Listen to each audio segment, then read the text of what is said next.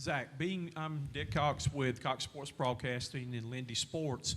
Being from T.L. Hanna, most people think of T.L. Hanna, they think radio. Did you ever have a chance to know or interact any with radio when you were growing up? Yes, sir, I do. My favorite memory when he said we go back like 4 fats on a Cadillac. That was the best memory I have with him. But I did. Me and radio, he'd be at every game. He never missed a home game. He always broke the banner, and we miss radio now. We're going to go in the front row right here. Rick Henry, WIS-TV, Columbia. What does it mean to you that Coach Beamer selected you as one of the 3 players to bring the media days? It's an honor. I'm glad he chose us 3 to represent South Carolina, and mainly we do everything right. We do everything we're supposed to do with the coaches, workouts. We're there on time. We do everything that they tell us to do. We'll go to your right here in the second row. Zach, Mike Yuba, Gamecock Central. For some of the younger guys, being able to get 7 wins last year, I mean, that's not something that the last couple groups above them have experienced, that success. How do you guys manage the expectations that are higher right now in quite some time? And for you personally, as an upperclassman, how important would it be to go out here this season and be able to leave something better off than how you got it when you arrived? We all trying to get better. Like every time we turn around, we choose to get better. You know, there's not one thing that we take for granted. That's one thing we're trying to do better than we did last year. Last year was good, but we're trying to do even better. Like, we're just trying to improve every year. To your right, back on the 4th row. Nicole with KBTX and College Station. What kind of challenges does A&M have when you guys go against them and then being able to host them this year? The challenges, really, it was Isaiah Spiller. Their running back core was like the best we ever seen. So it was hard trying to stop both of their running backs. So now he's gone. I think both of them left. I'm not sure, but we have like an advantage now because they ain't really got nobody that decent like that, running back wise, because their running backs was pretty good. In the middle here on the second row. Anthony Patterson with the Atlanta Voice. Obviously, Georgia is one of your SEC East rivals. What is it like game planning against them? And obviously, the quote from Beamer after the game went viral. What do you remember most from that game that you know you want to build upon when preparing for them this year? Oh, they try to out-physical you. So with that, we got to figure out how we can be more finesse with them. Because, I mean, they are the number 1 team. They are a good team. We try to choose a good great game plan against them because, I mean, they're a good team, good football team. We'll go to the front row here on your right. Growing up again in Anderson in the upper state part of South Carolina, you were right down the road from that team in Orange that nobody likes to talk about right there.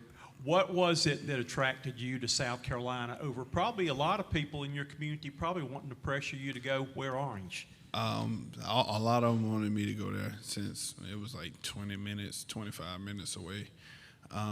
What made me come to South Carolina is everything they got there, like the nutrition staff, Kristen, it's the atmosphere, the fans, like Willie B, it's amazing. Like, you don't get that special feeling anywhere else until you witness it. So, and I'm glad I witnessed it. To your right, third row. It's Cam Gaskins with ABC Columbia. It feels like heading into year 2, the external perception of this team is a little bit higher. The expectations feel different. But internally, with the guys in the locker room, I'm curious how you feel this team might be different than last year's team. The difference is we're like a young team. We got like 21 seniors and the rest of them like freshmen, sophomore, and like a little bit of juniors. But it's time for that half to step up because we're leaving. So when they step up, we're gonna be a good football team. We'll stay on the right here, second row. Zach, for you personally, why was it so important to be able to come back, even though you may have had opportunities last year if you decided to declare for the NFL draft? It was important to me because I still had unfinished business I had to do. Like, I wanted to graduate, and my mama wanted me to graduate, so I knew if I would have left, I wasn't going to come back. So it's better to get it now while I have the resources that I have right now to, like, graduate, and I'm almost there. In the middle, second row. Well, of course, this is your final season going back. You just mentioned it. But, of course, last season, it's a different system, different coaching staff. What would you say was the biggest difference or adjustment plan under White as your defense coordinator? Like, between, like, Coach White and T-Rob, Coach White, he more, like, simple. Like, we go over the plays, like, he don't switch it. Like with T-Rob, you never know. It's like we go with one, then we were like, okay, we're gonna switch. We ain't gonna do that. And then it was just too much for us to like know what to do.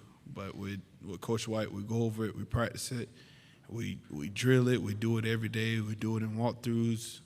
Have a bunch of walkthroughs. Make sure we get it and don't mess it up. So that's the one thing I like about Coach White. Go back to the front row here. Who's had the greatest impact on your life growing up? My mom. I've seen her do it all. You know,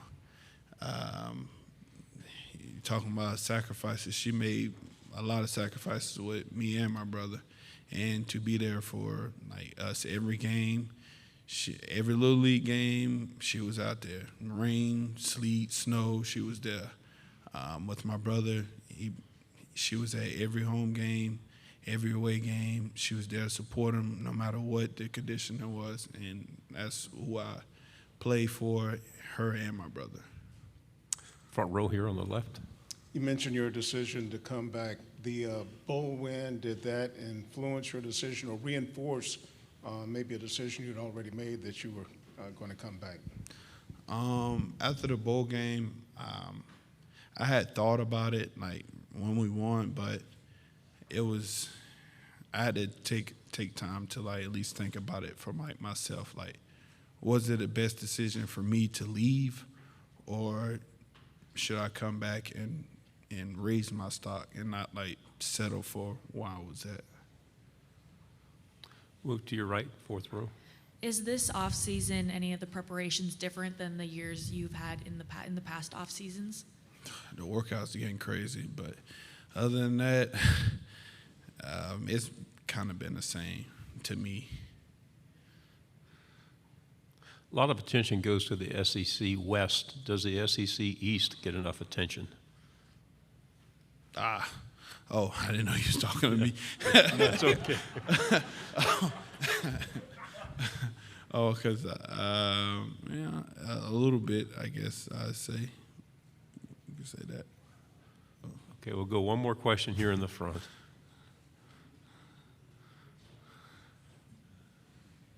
You talk about the off-season workouts. Talk about what it's like working with Luke Day, that he's kind of a highly motivated guy, isn't he? Yeah, you can say that. I don't know how he come up with the stuff that he do, but I guess he just wake up and just think about what we should do and just be like, hey, let's do it. And we end up doing it. I don't know how we finish, but we do. And if you don't, you come back at 6 a.m. and you start over. So it's either you do it then or you do it in the morning. And I'm not doing it in the morning, me personally. So it's been a journey. I'm going to say that. Zach, thank you very much. Thank you. Didn't mean to catch you off the